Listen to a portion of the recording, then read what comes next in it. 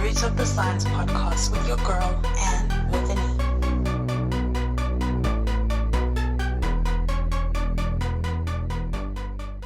Hello, everyone, and welcome to another episode of the Roots of the Science podcast with your girl, Anne with an E.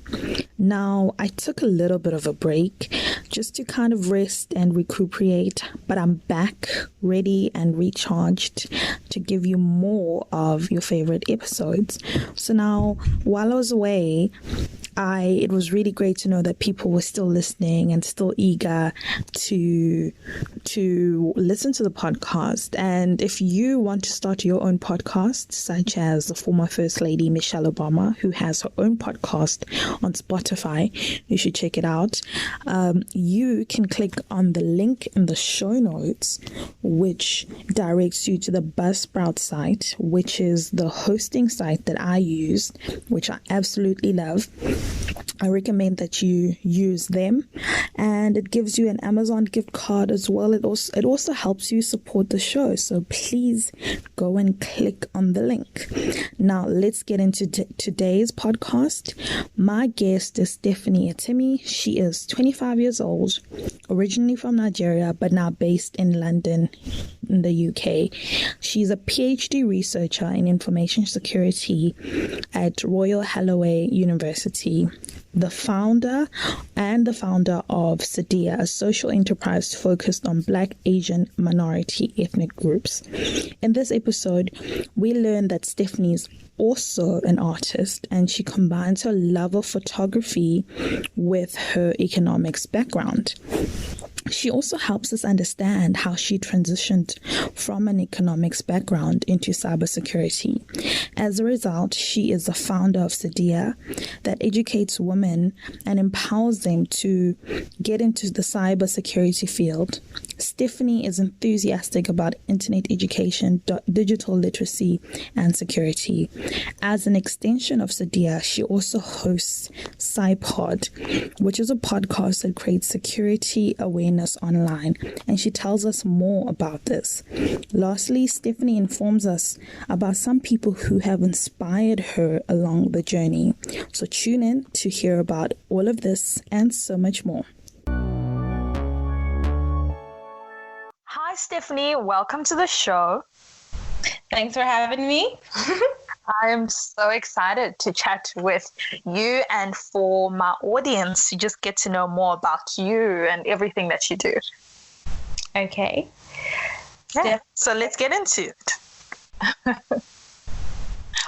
Can you just give us an introduction about yourself, like originally where you've been, the sorts of things that you do? Okay. Where to start? So I'll probably say I'm Stephanie Itimi. I am currently 25 years old. In regards to my country of origin, I'm Nigerian, and I'm from Delta State to be specific. My dad's from Isoko tribe and my mom's from Yoruba tribe. And in regards to what I'm doing at the moment, I'm about to start my PhD at Royal Halloway in information security. I am also the founder of Seidea, which is a social enterprise focused on helping Black, Asian, and minority ethnic women. And for fun, I have an art page where I manipulate photography and then turn it into art. So that's my passions and things that I do. Fantastic. I love that. And it's a good thing that you mentioned your passion for art, because before we get into, the science and all of these amazing projects that you're a part of, I just wanted to give you an opportunity,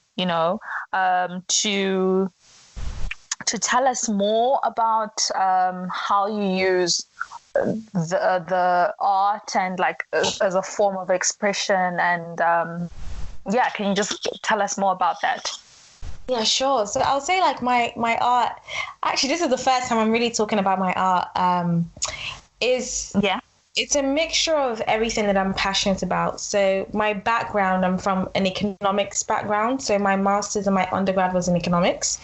And I'm very passionate about the informal sector. So marketplaces, the fact that people can wake up and start businesses.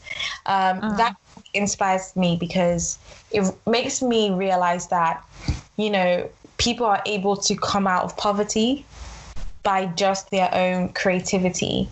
And seeing that and the beauty in that motivates me to create art that shows that beauty. So a lot of my art is around taking pictures of marketplace and then telling different stories around that. So if you look at my art store page, it's a mixture of arts where I kind of talk about women within the informal sector, pensioners, you know, what happens. Because if you're in the informal economy, it's a thing where, you know, you're the company. If you're tired, your business is tired. So if your business is retired, and it doesn't really have that longevity, and you know, especially in Africa, it's very different from the UK, where we have benefits and, you know, social benefits I can rely on. In certain African countries, you don't have such benefits. So it's a way of me showcasing the sector, but also showcasing labor rights within that. So I take pictures of that and I try to tell the stories of that picture, both through a human lens, but also through a research lens as well. This kind of shows my geek side. I'm very much a data person, so I kind of try to showcase all of that through my art. That's so interesting. So when did this start? Did you always have this passion for photography, or was it like a hobby that you picked up and then, like you said, you combined what you studied with and your passion? How did that even come together? Because that's very interesting. So I think it kind of happened during my undergrad when I would say, my end of my second year. I had the chance to go to Uganda to work for 3 months within the informal sector. It's kind of a way for me to gather research. And I just thought, you know, like, this is so beautiful. Like, I was looking at the marketplace and I just saw so much beauty around me that I had to take a picture. And in regards to how that turned into art, it was a thing where within my dissertation, I wanted it to look pretty. So I'm the kind of person that if whatever I'm doing, when I'm writing research or whatever it may be, if the document doesn't look pretty, I can't work on it. So I always try to find a way to beautify, whether putting pictures from the internet. So I decided that actually now I'm going to take pictures of my surroundings and I'm going to include it in my dissertation, which is what I did. But because of, you know, data protection and privacy, it had people's faces in it. So I had to manipulate the pictures so you couldn't tell who the people were. And then when I did that, I was like, wow, this is kind of cool. And then the passion for like turning photography into art came from that. That's so interesting. That's very, very interesting. I love that story. And speaking of just, you know, understanding how all of this started, can you just give us like some of the influences that actually led you mentioned that you are a data geek. So how does Stephanie get into this field as a whole in terms of everything that you do? What were some of the influences? Did you always know, or was it people around you, or was it, for example, like you said, where you went to a particular place and this happened and then it led you to do this? Can you just give us a brief in terms of the roots of this whole of your science in essence? Yeah, so I think for me, my upbringing was quite interesting in the fact that I'm the only child. So really, my parents' attention. And I would say my parents have been my biggest influence. My mom has been my biggest influence in regards to the fact that my mom had always had like side businesses and side hustles, which is where I kind of got my business mind from. And with her business is a thing where it would go to places like Turkey, China, Austria, Turkey, and we'll buy clothes from there, and then she'll sell it to the women in the market in Nigeria. Yeah.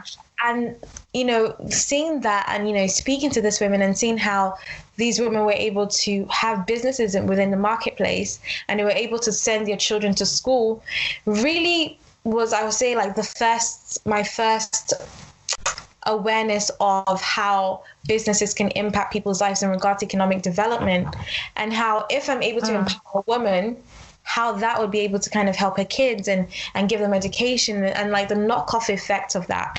So I would say like being in that environment really made me motivated of being in economics, but also knowing that I wanted to be in a field that whatever I did impacted people's lives. So I'm all about impact. So even with Seidea, it's all empowering women to give them employment within the cybersecurity sector.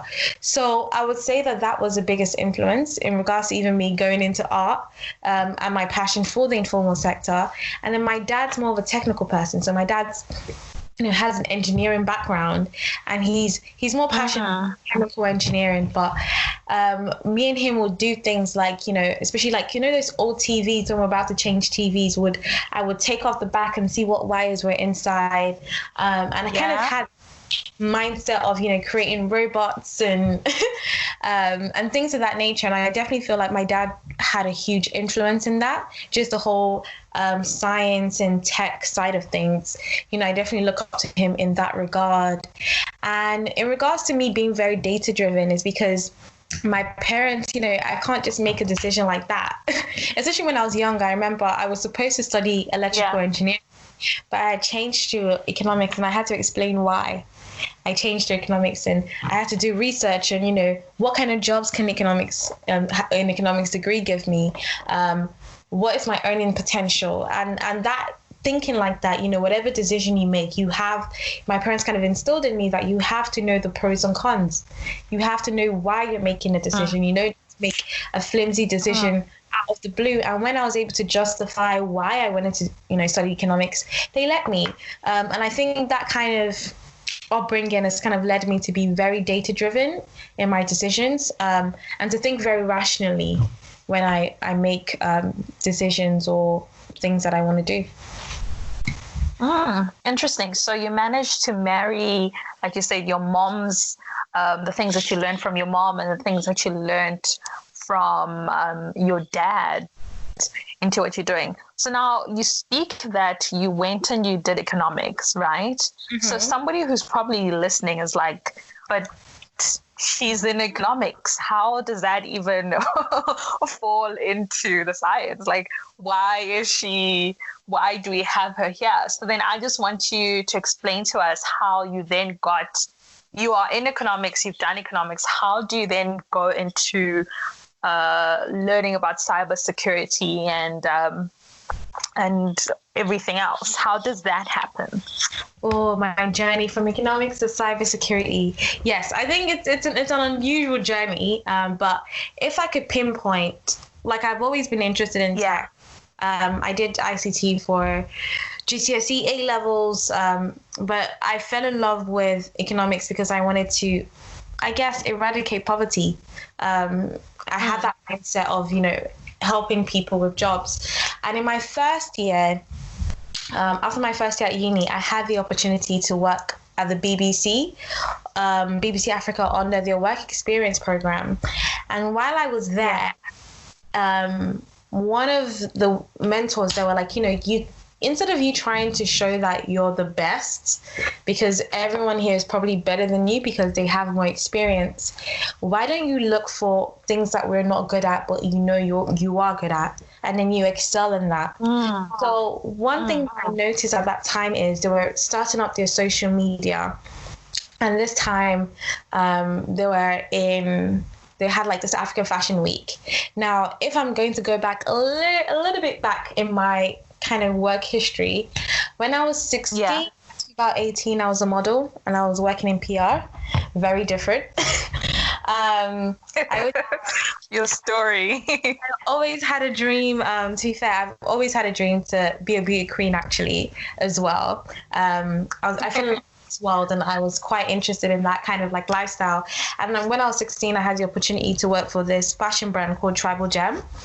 and they would mix Ankara with jeans, and they would go to these fashion shows. So I had a lot of connects from that in regards to like YouTube influencers and things of that nature. So when they were doing this showcase on African Fashion Week, I knew that was my chance to shine.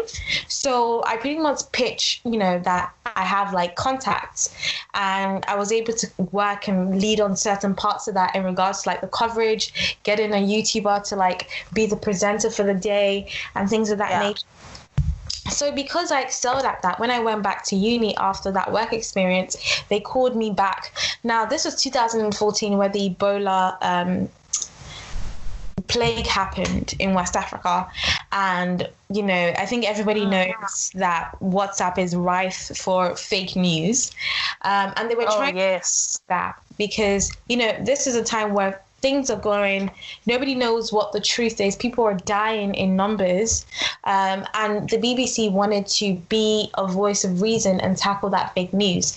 So they decided to set up the first public health service within WhatsApp. So people would essentially send their number and say, I want to join this list, and they'll be added. And then the BBC would discuss with Medical Sans Frontières, World Health Organization, and UNICEF, and then they would then bring back these legit informations or accurate information, verified, and then send it to people who need it. So I had the opportunity to kind of do the data structuring of that project, and I was able, I had this idea of changing things, and like instead of us just grouping people in different WhatsApp groups, why don't we do it via country codes and have like a priority list where we have countries who are affected by Ebola virus, then the second list could be surrounding countries, and then the last list would be outside the continent. So when I did that, it got to a point where we had like 16,000 people in West Africa using the service, and it was a huge deal. And I'm really proud of that because I felt like during a time of chaos and when people felt a bit hopeless, like we are now, I was a part of a solution. Yeah. And that kind of set the tone in regards to me then being in more digital roles. So after that, all of the mini internships that I did centered around technology. And then when I graduated, my first job was within UK government, but I worked in a specific department, and that department, they put me in the digital transformation role within the legal strategy team. So the department was going through a phase that they were going from paper forms to online forms, and it was my role as a policy advisor to help the government to kind of think what is the best way to go about that without it affecting.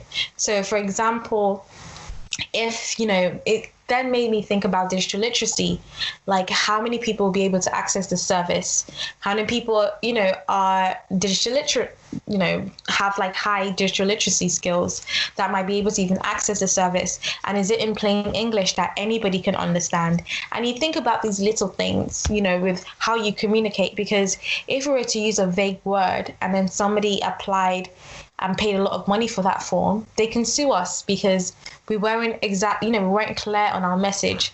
So it made me really think of just tackling digital literacy, one, but also thinking about what is the best way to communicate to different audiences.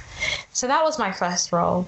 Now, my second role was actually going into cybersecurity. So that was me working on modern slavery, human trafficking, and on child sexual exploitation. And within that role, I was working more on cyber crime and physical crime, but it was mostly looking at those topical areas. And it really opened my eyes, because when we tend to think about cybersecurity, we tend to think about corporate, we tend to think about finance or 419, which is like the colloquial term that they use when you're talking about Nigerian scammers. But we don't actually the human side of things, like how is the internet. And I think we've gotten to a place where we know the parameters of safety and what is acceptable and what is not acceptable in our physical space, but we haven't got there with our online space. So that really opened my eyes, and was my foot in the door through cybersecurity. And at that time I was doing my master's in economics, so I was still kind of interested in economics, but now I was starting to think about, actually, how do I protect women online? And I think what I love about the physical, the online space is that it's given women freedom in the sense that if we think about it historically, women haven't, especially African women, haven't had the same access to land as men. Now, when we're thinking about the digital space, you're seeing women with businesses on Instagram Shop, Facebook Shop. Yeah. Women are easily able to have access to digital land and digital space. And is this sort of empowerment, inspires me. But then with this empowerment, how do we ensure that women are safe, that the vulnerable people like children also are safe online? So that was my transition from economics to cybersecurity. And now, and then after that, I worked in a local government looking at smart cities, but also looking at technology and how does it impact communities. And now I'm doing my PhD focusing on information security. But I'm really happy because I have the chance within the next 4 years to really learn more about cybersecurity, but also to really ask hopefully, I don't think I would have the answer, but at least get closer to the answer of how can we solve the most pressing problems like digital safety for women online. Wow, thank you so much for that history. And just to pick up on what you're saying, that you obviously have a passion for the human rights aspect of cybersecurity. And like you said, the need to help vulnerable groups, women in particular, but the vulnerable groups such as the Black, Asian, and minority ethnic groups who may not have access to the right of information pertaining to digital safety. And as a result, you started, your organization, Seidea. Can you just tell us more about it? Because while you're answering that question, were you doing all of this while you're working in government and you're also studying? Yes, I have a knack of taking too much on.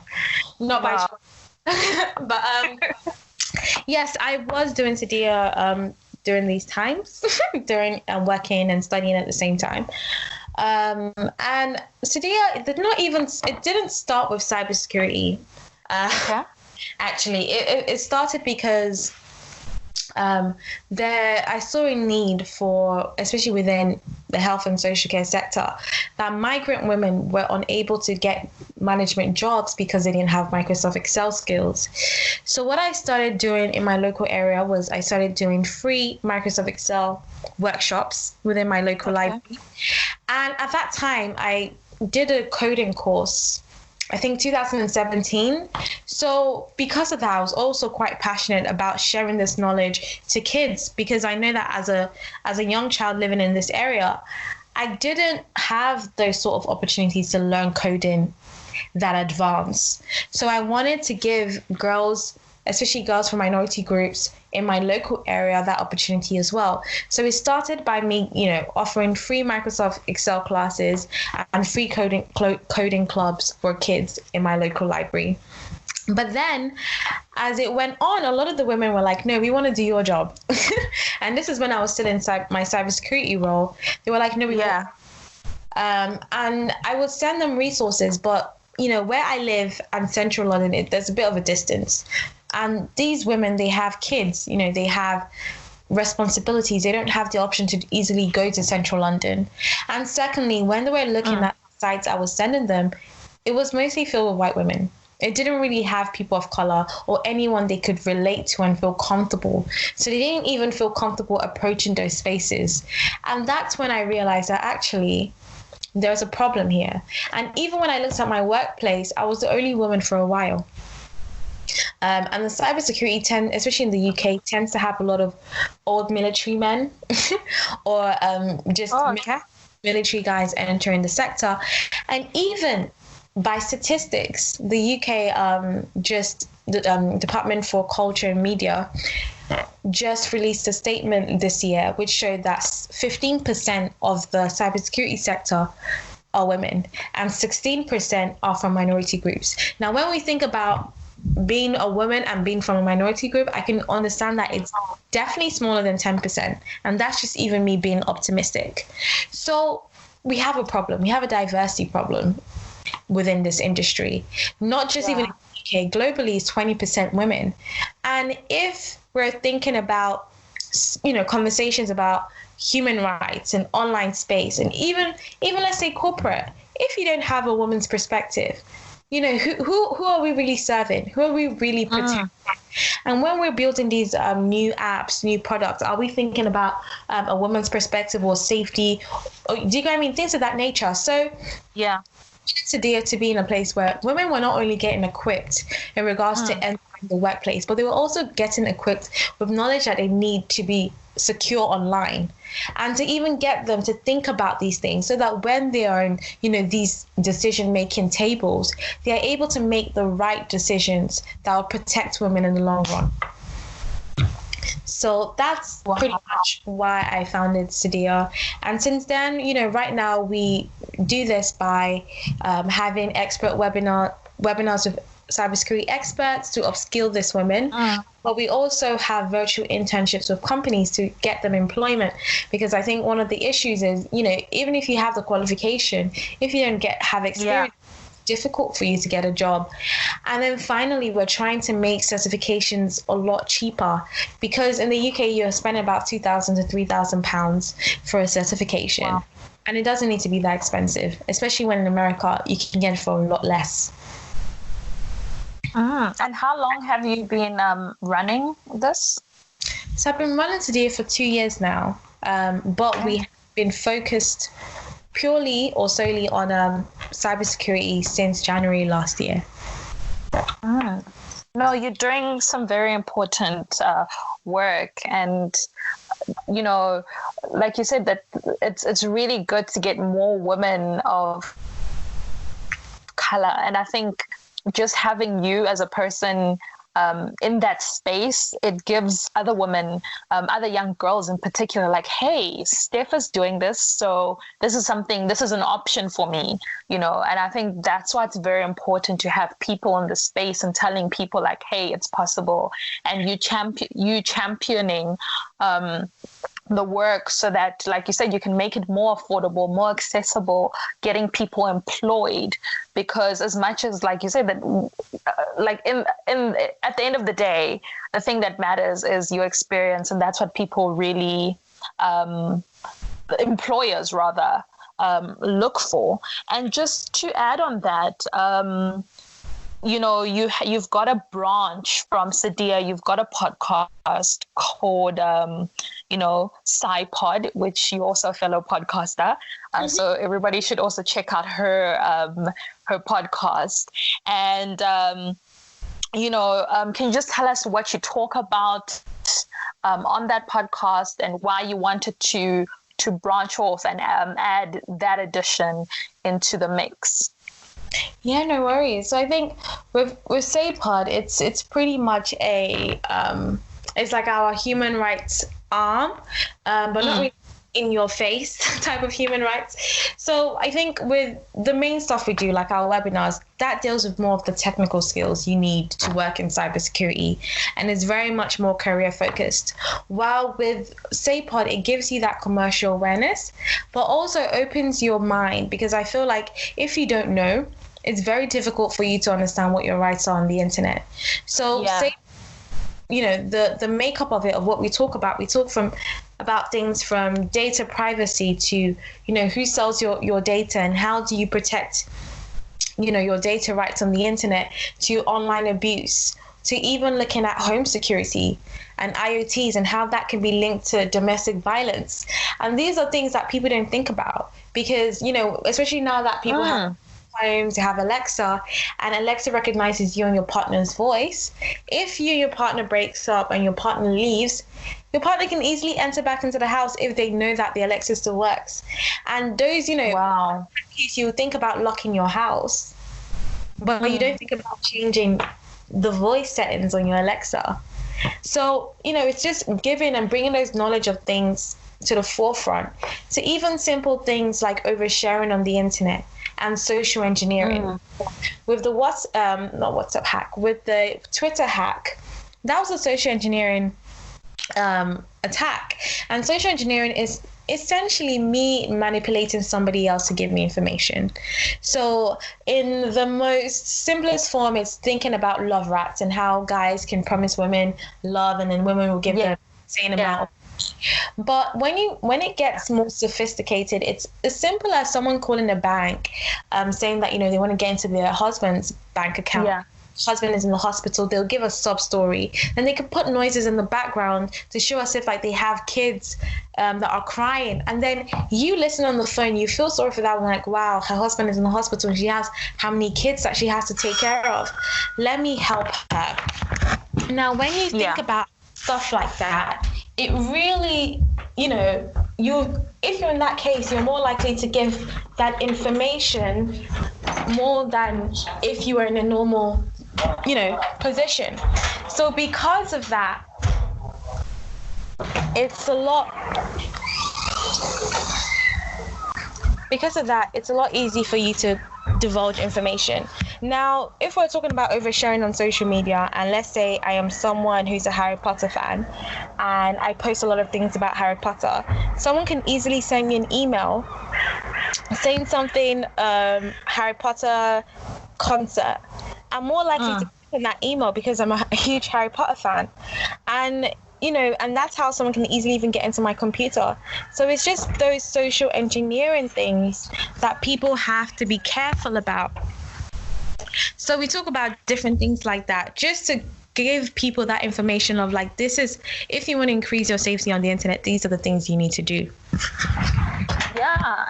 And I think you're absolutely right. This is a type of information, especially in this day and age when we do everything on the internet, how we so many of us are getting more and more dependent on our devices, on our social media accounts. And I was telling you off air that I was listening to one of your recent episodes, and you were talking to a digital data broker, and I was like, mind blown. I didn't even know that is I know of a financial broker, but it's just stuff like that I think people who are not in the cybersecurity or IT or information security, I think everyday people need to get more informed with this sort of information. No, I totally agree. And that's why I did the podcast, because I also wanted I wanted the information to also be, how would I say, I wanted people to be able to digest the information in small bites, but in a way that was accessible. Because when people think about cybersecurity, they think about it being very technical and hard to understand. But the podcast is kind of a way to demystify that and make it very easy and conversational, that anyone can understand, what people are talking about or what the risks are out. So that's the reason why I definitely wanted to create the podcast. No, it's fantastic. So, Steph, you are you are a tech founder, you are an artist, you are a PhD researcher, you are a podcaster, you are working. This is a lot, and these are a lot of balls that you have in the air. I'm sure somebody listening is like, how does she do it? So how do you manage to keep all of these balls in the air? And, if so, what are some of the challenges? Because I'm sure it's not easy. It looks easy on the outside, but how do you do it? What's the secret? When people ask this question, it's I even wonder how I'm able to do all of these. But I would say the few things that I do in terms of practical tips is I have an insane amount of notebooks, and I have a planner where I write my to-do list just to keep myself accountable. And I think another thing which it could either be a blessing or a curse is that I don't see things as a big deal. So, even as an event, I just think if we were doing an event, let's say pre-COVID, I just need a speaker, I need a space, and I need to advertise. That's an event. And I think about it in those steps. So it doesn't seem like a huge deal to me, but for another person, it might seem like a huge deal. And with podcasts, I just see it as, find the speaker, write the questions, have a conversation. Like I'm having a conversation. Yeah. So because of that, it doesn't seem like a big deal to me. Now with Seidea, obviously there are many things that we do, but because I'm passionate about it as well, it doesn't feel like work. So, and even when I was working, all the jobs I did had a social impact element to it. So again, it felt like I was fulfilling my purpose and not that I was at work, if that makes sense. So because of that, I would say things are a lot easier for me, but I understand that not everyone is like that. Which is why even, you know, when I talk to people, I try to make it clear, like, not everybody has the capacity to handle that many projects at once, but I do. And I think it's only because I'm able to see those things that I need to do as small bits and not a huge thing that I need to get off my to-do list. Yeah, so insane amount of notebooks and to-do lists are the keys to your success. Oh, no, wait. And also not thinking that everything is a big deal. So those are like your 3 takeaways for people who are listening. Pretty much. Yeah. So, you know, you've told us your secrets, and I just wanted to ask you, you know, you spoke of your mom and your dad earlier about them being, you know, influences in terms of where you are now. But are there other people who along this journey helped you, when you look back and you take that moment of gratitude, you're like, you know what, so-and-so has been influential in helping me get to where I am, being the woman that I am. Apart, well, you mentioned your parents, but is there anybody else who you would like to mention? Yeah, definitely. I think for me, it was, when I think about it, before I worked at the BBC, I had confidence, but I wouldn't say my confidence was at top notch. I was still a kid trying to make my way in the world. And I was really inspired by, I'll call them, because, you know, they're Africans, I'm going to call them Auntie Bola and Auntie Vivian. And the reason why I mentioned it too, I remember the Aunt Vivian, when I got to the BBC, she was like, you're very stiff and you're very corporate, but don't worry, by the end of this experience, we'll make a journalist out of you. And I'm grateful to her because she really taught me how to be curious about things. And she taught me how to try things. And how to not be scared of failure, not be scared of people saying no. So I really appreciate her. And with Aunt Bola, she really taught me about never giving up, you know, because I had the opportunity to learn their stories and learn how they were able to navigate the 80s, you know, and even watching and pursuing a career in journalism. And especially with Aunt Vivian, she was, you know, she had a show where she was interviewing first ladies of African presidents, like, you know, first ladies of African countries. And that really... Yeah, wow. And then I would say my second stage would probably be when I went to Uganda. And going to Uganda really opened my eyes because it made me realize that a lot of things are vanity. I mean, it's nice to look good, and I'm not, I like to look good. I'm not trying to say that, you know, I'm holier than thou or whatever, but it made me realize that there is more to this. And every time I go through a situation and when things get hard, because having a business is very difficult and isolating. Yeah. The bigger picture, like, this is bigger than me. And I think about times where I've seen people and how they've been able to struggle and work hard. And even the examples that I gave of those women who were able to work in the marketplace and were able to send their children to school, that inspired me. Even now going to me being in the workplace, and then there was someone I met, Basola. She was amazing. My first job, she taught me everything: how to send emails, how to navigate difficult conversations at work. And most recently, Auntie Bukum, she inspired me just in cybersecurity and also learning how to speak up for yourself. in the workplace and at times where it's difficult, learning how to stand for yourself. So I would say that those women have been very instrumental in my growth, as well as my friends. But, you know, I have so many friends. I feel like if I start mentioning people, I don't want anyone to feel left. But left out, yeah. My friends as well, they've been so inspiring because, you know, I talk about these big figures, but seeing your friends day to day and seeing them have dreams like you have dreams and seeing them work at it, that motivates you as well. So I'm so grateful for the people around me. I'm so grateful for my support system. And although it may seem like, oh, I'm doing this by myself, I'm a product of many people, is what I'll say. Yeah. Yeah, definitely. I'm also a firm believer that, you know, you are not an island. And, you know, there's that African saying that I am because you are. So, you know, the whole theme of Ubuntu, that's very big here in South Africa.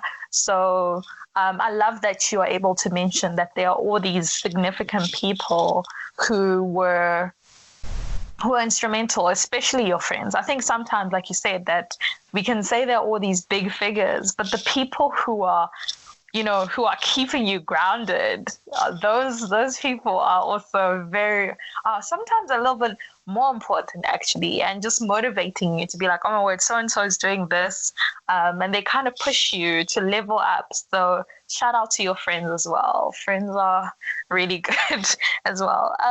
Just in closing, Steph, you mentioned all of these people who have inspired you, but I'm sure to many, you are quite inspiring as well.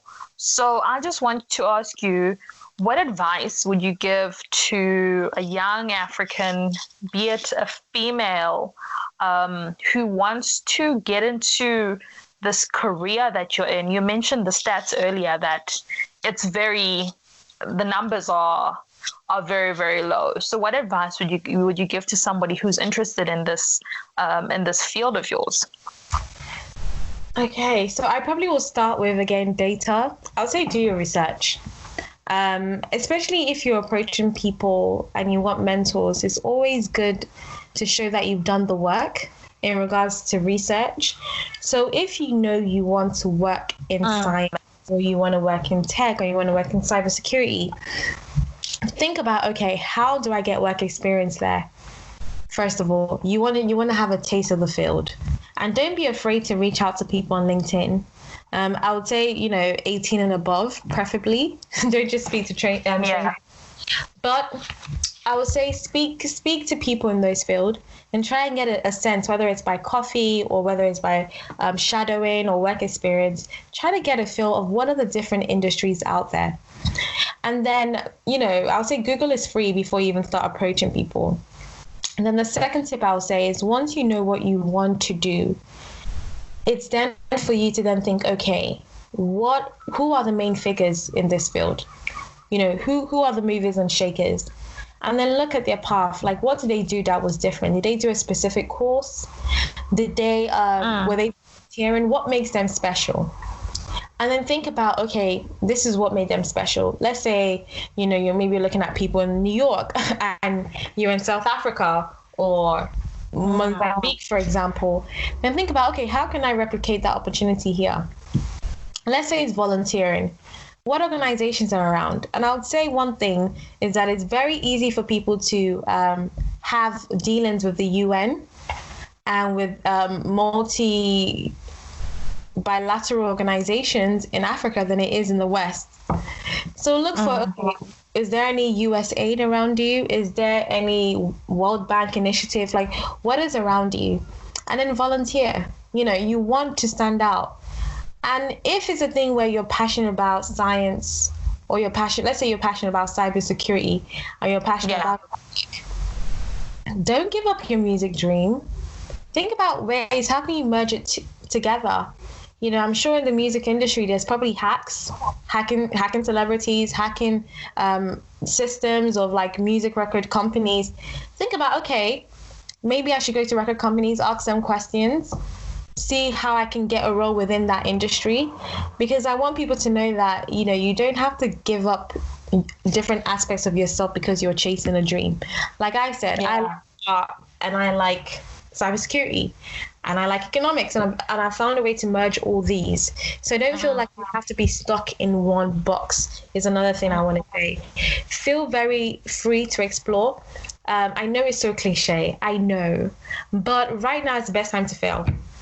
It's the best time to fail while you're young and you don't really have responsibilities, because by failing, it teaches you lessons. You know, I've learned so much more from my failures than even my successes, because I'm like, I'm going to do that again. So that would probably be my advice and my tips. Research, explore different fields, and don't be afraid to be your authentic self. Fantastic. And also, don't be scared of failure. That is very, very, very true. That one is as cliche as it sounds. There's a reason why it's cliche, because it's true. So, Stephanie, thank you so much for chatting with us today. It was lovely having you and just you talking us through your journey and how you got here. No worries. Thank you so much for inviting me, and shout out to the listeners. It's been a pleasure. And like you said, to the listeners, as usual, thank you so much for tuning in and listening to another episode of the Root of the Science podcast with your girl, and with an E. Until next time, goodbye.